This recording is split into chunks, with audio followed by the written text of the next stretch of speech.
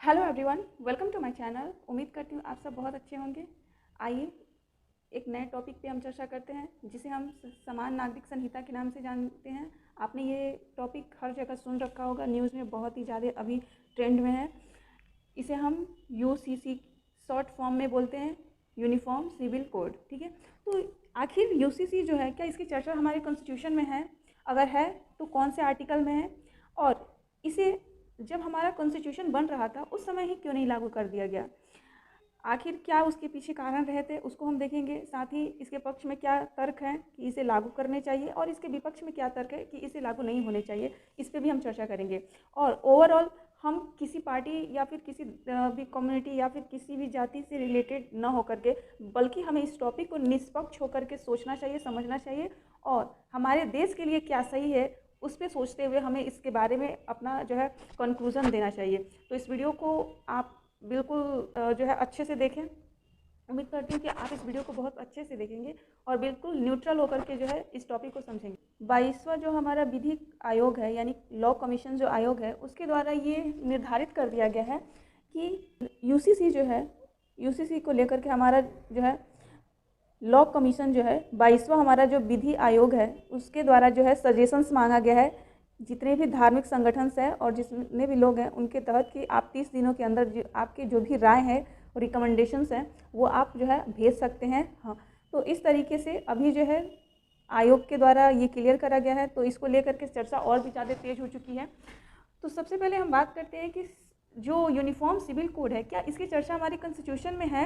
तो बिल्कुल, यूसीसी की चर्चा जो है हमारे कॉन्स्टिट्यूशन में है, और कॉन्स्टिट्यूशन में भी जो है भाग 4 में है। ठीक है, पार्ट 4 में है, भाग 4 में है, जिसे हम डीपीएसपी के नाम से जानते हैं। ठीक है, तो DPSP directive principle of state policy, ठीक है, राज्य के नीति निर्देशक तत्वों की चर्चा हम की गई है। ये हमारा भाग 4 है। ठीक है, पार्ट 4 है।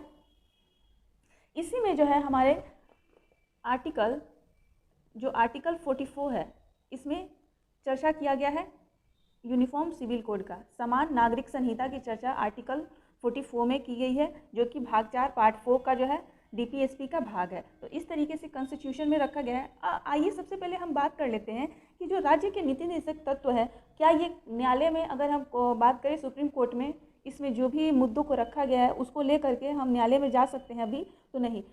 ये जो है ना, हमारे राइट्स नहीं बने हुए हैं। जबकि हमारा फंडामेंटल राइट्स की यदि बात करते हैं, मौलिक अधिकार की बात करते हैं, तो वो भाग 3 पार्ट 3 में जो है मौलिक अधिकार, फंडामेंटल राइट्स की चर्चा है। ठीक है, फंडामेंटल राइट्स की चर्चा है।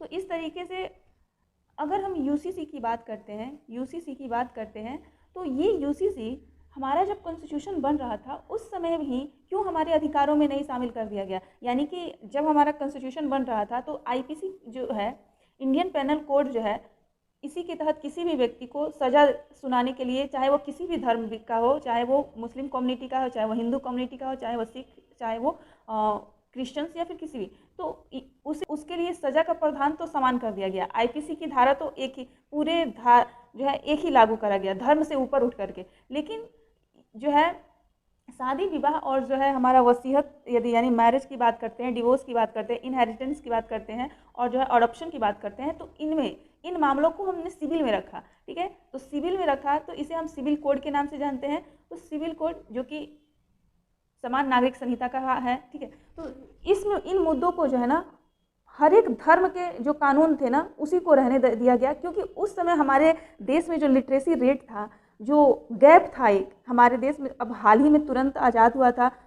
ठीक है, तो आज़ादी के तुरंत बाद जो है जब कॉन्स्टिट्यूशन बन रहा था, तो हमारे जितने भी कॉन्स्टिट्यूशन असेंबली के मेंबर्स थे, उनको लगा कि हम जो है ना, अभी हम हाल ही में आज़ाद हुए हैं, और इतना जल्दी जो है ना हमारा कॉन्स्टिट्यूशन तैयार जब हो रहा था, तो उनको लग रहा था कि हमें अभी जो है ना इसको लागू नहीं करना चाहिए, बल्कि हमें इसे हम डीपीएसपी का भाग रख देते हैं। बाद में जब हमारे देश में जो है लिटरेसी रेट हो जाएगा, जब लोगों के अंदर जागरूकता, अवेयरनेस आ जाएगा, तब हमारे राज्य जो है और हमारे राज्य की सरकारें और देश की सरकारें मिल करके जो है यूनिफॉर्म सिविल कोड को लागू कर लेंगी। यानी यूसीसी को अपना उस समय तक लागू कर दिया जाएगा, क्योंकि उस समय तक बहुत सारे चेंजेज आ जाएंगे। लोग इन चीज़ों को, बातों को समझेंगे और समझ करके जो है अपनाएंगे यूनिफॉर्म सिविल कोड को। ताकि उस समय लोगों के अंदर पूरी तरीके से इसे को लेकर के कोई भी आशंका नहीं रहेगा कि उनके साथ भेदभाव किया जा रहा है। तो इसी सोच के साथ जो है इसे भविष्य में लागू करने के लिए छोड़ दिया गया हमारे कॉन्स्टिट्यूशन असेंबली के द्वारा। लेकिन कितने दुख की बात है कि आज़ादी के लगभग हमारे 76 साल से भी अधिक हो रहे हैं, फिर भी हमारे देश में यूनिफॉर्म सिविल कोड को अब तक लागू नहीं किया गया है। लोगों के मन में बहुत तरह की दुविधाएं हैं यूनिफॉर्म सिविल कोड को लेकर के। उन दुविधाओं को लेकर यदि हम बात करें तो है कि ये किसी खास एक ही रिलीजन के ऊपर अपना असर डालेगा, ये लगभग सारे रिलीजन पे अपना इसका असर दिखेगा। हमारे जितने भी धर्म है भारत में, उन सबको आप सब जानते हैं उसके अपने अपने पर्सनल कुछ कानून नियम है शादी से रिलेटेड, इसके अलावा तलाक से रिलेटेड, इसके अलावा जो है किसी बच्चे को गोद लेना है या नहीं लेना है, या फिर जो है वसीयत यानी कि इनहेरिटेंस कि पिता की संपत्ति में पुत्र का अधिकार और उनकी पुत्रियों का अधिकार यानी बेटा और बेटी का अधिकार होना कितना है क्या है। तो इस बारे में हर एक धर्म जितने भी हमारे धर्म हैं उसमें अलग अलग चीज़ें हैं, उसमें अलग अलग जो है नियम यानी प्रावधान करे गए हैं। तो ऐसा नहीं है कि इस यूनिफॉर्म सिविल कोड के आने से सिर्फ हिंदू धर्म प्रभावित होगा या फिर क्रिश्चियन प्रभावित होगा या फिर जो है सिख प्रभावित होंगे या फिर जो है बौद्ध या फिर जैन प्रभावित होंगे या फिर हमारी मुस्लिम कम्युनिटी प्रभावित होगी। ऐसा नहीं है बिल्कुल। ये यूनिफॉर्म सिविल कोड का मतलब है, यूसीसी का मतलब है कि समान नागरिक संहिता, यानी कि मतलब कि हमारे देश में ये जितनी भी हमारे धर्म हैं, इन धर्मों के अपने जो नियम और कानून हैं वो अपनी जगह हैं, लेकिन इन सबको मिला करके देश में एक नियम कानून बने और उसी से हमारे देश के जितने जो भी मुद्दे हैं, शादी से रिलेटेड मुद्दा हो या फिर तलाक से या फिर किसी बच्चे को गोद या फिर वसीयत से रिलेटेड जो ये चीज़ें हैं, उसके लिए एक ही नियम कानून बनने चाहिए। इसी पे बात चल रही है। ये समझना चाहिए कि यूनिफॉर्म सिविल कोड जो है समानता की बात करता है सभी धर्मों को मिला करके, ठीक है। कुछ लोगों का कहना है कि आर्टिकल जो 25 हमारा फंडामेंटल राइट्स है ये छीन लिया जाएगा यूसीसी के आने के पश्चात। इसका मतलब क्या है? तो सबसे पहले हम आपको बता दें कि हमारा फंडामेंटल राइट्स जो है वो पार्ट 3 में आता है, भाग 3 में आता है फंडामेंटल राइट्स, ठीक है। और ये 12 से 35 तक जो है हमारा फंडामेंटल राइट्स की चर्चा हमारे कॉन्स्टिट्यूशन में करी गई है, जिसमें से एक आर्टिकल, एक अनुच्छेद जो है 25 भी आता है। और इसमें कहा गया है, आर्टिकल 25 में कहा गया है कि सभी व्यक्तियों को समान रूप से अंतःकरण की स्वतंत्रता है, स्वतंत्र रूप से अपने धर्म के आचरण करने की स्वतंत्रता है, अभ्यास करने की स्वतंत्रता है और प्रचार प्रसार करने का अधिकार है। यानी तो कहने का मतलब क्या है कि प्रत्येक व्यक्ति को जो है अपने धर्म के आचरण प्रसार प्रसार करने का पूरी तरीके से स्वतंत्रता है। तो ये तो हमारा अधिकार है और ये कोई भी छीन नहीं रहा। यूसीसी के आने से इसमें कोई बदलाव नहीं होगा। हमारे जैसे रीति रिवाज हैं, शादी विवाह से रिलेटेड जो भी नियम कानून हैं वो बने रहेंगे, बल्कि हमारा यूसीसी का मेन मकसद है कि हमारे देश में जो महिलाओं के साथ हमारे जो भी धर्म में कुछ ऐसी चीज़ें लिखी गई हैं जो कि नहीं होनी चाहिए, जैसे कि 3 तलाक का मुद्दा आपने सुना भी होगा। इसके अलावा हिंदू में जो है बेटियों को पिता की संपत्ति में अधिकार नहीं दिया गया था। हाल ही में जो है सुप्रीम कोर्ट के द्वारा अब जा कर के बेटियों को भी पिता की संपत्ति में उनके घर पे अधिकार अब दे दिया गया है, इससे पहले नहीं दिया गया था। तो सुप्रीम कोर्ट ने भी कहा है कि यूसीसी लॉ ये हिंदुओं के लिए पर्सनल लॉ जो है, मुस्लिम जो पर्सनल लॉ है, इसके अलावा बाकी जो धर्मों के लिए हमें अलग अलग नियमों कानूनों को कब तक हम देखते रहेंगे। ये तो वही बात हो गई ना कि हम आज टेक्नोलॉजी की दुनिया में जी रहे हैं और बात कर रहे हैं कि हमें जो है मोबाइल फ़ोन चलाने के लिए हमें बटन वाला मोबाइल फ़ोन नहीं, आईफोन चाहिए, और हम अपने थॉट्स जी रहे हैं वही टेलीफोन तार वाले ज़माने में।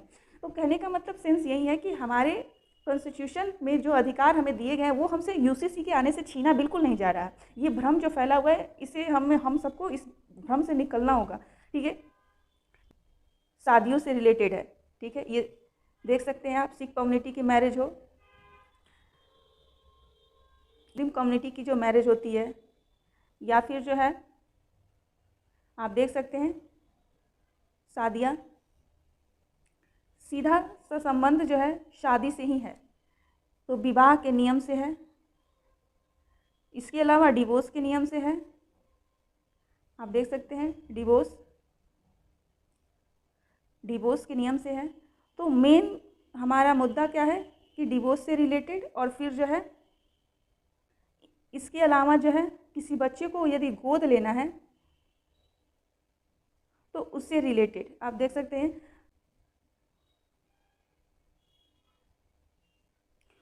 तो कहने का क्या मतलब हुआ कि आर्टिकल जो 24 है संविधान का अनुच्छेद जो 44 हमारे है, DPSP का जो भाग है, इसमें सभी नागरिकों के लिए समान नागरिक संहिता लागू करना सरकार का दायित्व है, ऐसा कहा गया है। ठीक है, तो ये हमारे कॉन्स्टिट्यूशन में लिखा गया है। इसमें 24 में क्या क्या आएगा, इसके पहले भी बता चुके हैं। संपत्ति का अधिकार है, शादी है, तलाक है और बच्चे की कस्टडी के बारे में समान नागरिक की अवधारणा पर आधारित है। सिंपल ही है, यानी जो भी शादी से रिलेटेड है बातें हैं, एक व्यक्ति 5 पत्नी, 4 पत्नी, 3 पत्नी, अफेयर, ये सारी चीज़ें जो इशू बनते हैं, इस पे ले करके एक हर जाति के लिए एक कानून बनेगा, चाहे वो हिंदू हो, चाहे वो मुस्लिम हो, चाहे वो फिर जो है क्रिश्चियन हो, चाहे वो बौद्ध हो, चाहे वो सिख हो।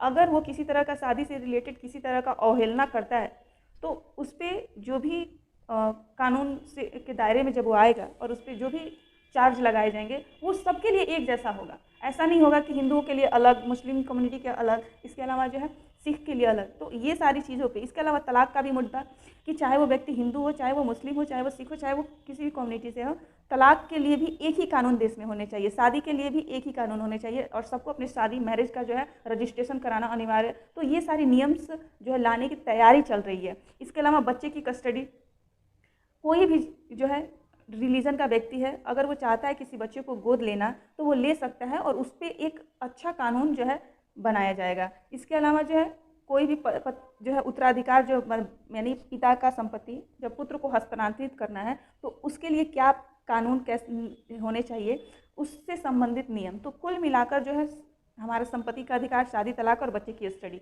मूल रूप से जो है सिविल कोड जो हमारा है, मूल रूप से सिविल कोड जो है यानी यूनिफॉर्म सिविल कोड जो है ये इसी से संबंधित है। हम बात कर लेते हैं कि यूसीसी के आने के पक्ष में क्या तर्क रखे जा रहे हैं और इसको नहीं आना चाहिए, इसके विरोध में क्या पक्ष रखे जा रहे हैं, क्या बातें कही जा रही हैं। तो लाने के लिए पक्ष में कहा जा रहा है कि यूसीसी का आना जरूरी है। क्यों आना जरूरी है? क्योंकि लैंगिक समानता, जब देश एक है तो यहाँ पे जेंडर इक्वलिटी है, इसलिए जो है इसका आना जरूरी है। धर्म के आधार पर भेदभाव को कम करना, धार्मिक आधार पर किसी भी व्यक्ति वो किसी दूसरे धर्म का है तो इस आधार पर भेदभाव रखना ये सही नहीं है, तो इसलिए भी यूसीसी का आना जरूरी है। कैसे? तो देखिए, अगर हम लैंगिक समानता की बात करें तो हिंदू कम्युनिटी में भी कुछ ऐसे नियम और कानून हैं हिंदू पर्सनल लॉ में जो महिलाओं के अधिकारों को सीमित कर देते हैं। ठीक ऐसे ही मुस्लिम पर्सनल लॉ है जो उसमें महिलाओं के कुछ ऐसे अधिकार हैं जो बहुत ही पुरुषों की तुलना में सीमित हो जाते हैं। तो ये तो हमारी जेंडर इक्वलिटी की बात खत्म हो जाती है यहाँ। यही कारण है कि जब देश एक है तो हमारे सभी नागरिकों को समान अधिकार मिलने चाहिए, समान राइट्स मिलने चाहिए। तो इसी को ध्यान में रख करके जो है यूसीसी को पूरे देश में, जब देश एक है तो सबके लिए कानून व्यवस्था के लिए एक नियम ही होना चाहिए, इसका आधार बनाया जा रहा है। साथ ही जो है जो भी हमारी कानूनी प्रक्रिया है उसको सरल बनाना उद्देश्य है। कैसे? तो जाहिर सी बात है कि ये पर्सनल लॉ ही हर धर्म के लिए अलग अलग पर्सनल लॉ के होने की वजह से हमारी जो कानूनी प्रक्रिया है, जो प्रोसेस जो है लॉ का, तो ये बहुत ही जटिल हो जाता है। इसको सरल बनाने का एक ही उपाय है कि सारे धर्मों को ध्यान में रखते हुए एक कॉमन लॉ लाना जरूरी है। तो इसलिए सिविल कोड का लाना बेहद ज़रूरी है। अगर इसकी विरोध में चर्चा करें तो विरोध क्यों किया जा रहा है? तो विरोध में कहा जा रहा है कि यह धार्मिक स्वतंत्रता का उल्लंघन है, जो कि वही मैंने कहा था आपको आर्टिकल 25। तो धार्मिक स्वतंत्रता का उल्लंघन करेगा, व्यक्तिगत कानूनों को प्रत्येक धार्मिक समुदाय को विवेक पे ही छोड़ना चाहिए। यानी यहाँ सेंस ये है कि लोगों का मानना ये है ना कि प्रत्येक धार्मिक समुदाय के जो भी लोग हैं ना, उनको उनके विवेक पे छोड़ देना चाहिए, जैसे अब तक छोड़ा जाया है। तो जाहिर सी बात है, यहाँ सोचने वाली बात है, जब हमारे देश में लिटरेसी रेट नहीं था उस समय हमारे कॉन्स्टिट्यूशन असेंबली ने ऐसा फैसला लिया। अब हमारे देश में लिटरेसी रेट बढ़ चुका है, हम इस एबल हो चुके हैं कि हम समझ सकते हैं कि हमारे धार्मिक स्वतंत्रता का उल्लंघन नहीं है यूसीसी का आना। तो इस आधार पे जो है विरोध का पक्ष ये बार अभी तक रखना ये चीज़ें कि धार्मिक स्वतंत्रता का उल्लंघन है, ये तो गलत बात है। कैसे धार्मिक स्वतंत्रता का उल्लंघन होगा, ये आपको तय करना होगा, हम सबको मिल करके तय करना होगा। ठीक है, आखिर कब तक हम सब जो है पर्सनल लॉ में जो है चलते रहेंगे, उसी आधार पर हमारा शादी विवाह और जो है तलाक जैसे मुद्दों पे हम इस पे उसी को चलाते रहेंगे, आखिर कब तक? हिंदू विवाह अधिनियम आप देख सकते हैं 1955 का, उत्तराधिकार अधिनियम दे सकते हैं, ठीक है, संरक्षण अधिनियम जो है हिंदू, इसके अलावा जो है दत्तक, भ्रमण पोषण इत्यादि का ये नियम सब, इसके अलावा आप देख सकते हैं मुस्लिम पर्सनल लॉ, ठीक है। तो इसके अलावा जो है ईसाइयों के लिए आप देख सकते हैं 1872 में ईसाई विवाह अधिनियम आया था। पारसियों का विवाह अधिनियम जो है 1936 का है। तो कुल मिलाकर जो है मुद्दा ये है कि आखिर हम कब तक पर्सनल लॉ सबके लिए अलग अलग कानून बने रहेंगे शादी और विवाह जैसे इतने बड़े फैसले में।